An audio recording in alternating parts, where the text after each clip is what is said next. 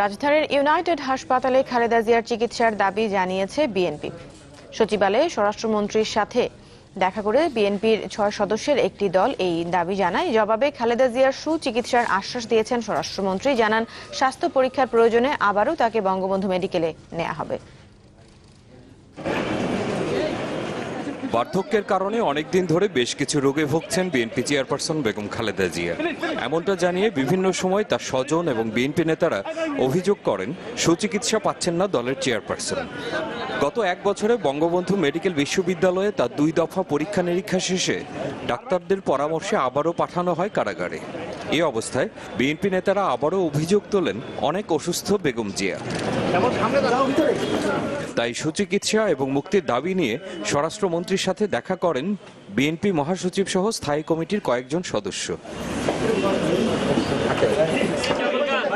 পরে মির্জা ফখরুল ইসলাম আলমগীর খালেদা জিয়ার স্বাস্থ্য নিয়ে উদ্বেগ জানান। তিনি বলেছেন যে তার সুচিকিৎসার জন্য যা করবার আছে তিনি তা করবেন। আমরা মনে করি যে স্বরাষ্ট্রমন্ত্রী তার কথা রাখবেন এবং তিনি দেশনেত্রী বেগম খালেদা জিয়ার সর্বোচ্চ চিকিৎসার জন্য সর্বোচ্চ ব্যবস্থা গ্রহণ করবেন। স্বরাষ্ট্রমন্ত্রী জানান, যেসব পরীক্ষা নিরীক্ষা কারাগারে সম্ভব সেগুলো সেখানেই হবে। প্রয়োজনে হাসপাতালে নেয়ার কথাও বলেন তিনি। বোর্ড যেভাবে সিদ্ধান্ত দিয়েছেন সেই সিদ্ধান্ত আমরা বাস্তবায়ন করার জন্য আমরা ব্যবস্থা নিচ্ছি এবং আমরা প্রয়োজনে তাকে আবারও বঙ্গবন্ধু হাসপাতালে আমরা পাঠিয়ে দেব।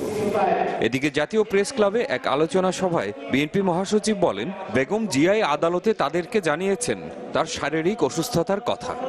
তিনি বলেছেন প্রথমবারের মতো যে আমি অসুস্থ, আমি অত্যন্ত কষ্ট পাচ্ছি আমার অসুখে, হুইল চেয়ারে করে। মহসিনুর রহমান বাদল, চ্যানেল 24, ঢাকা।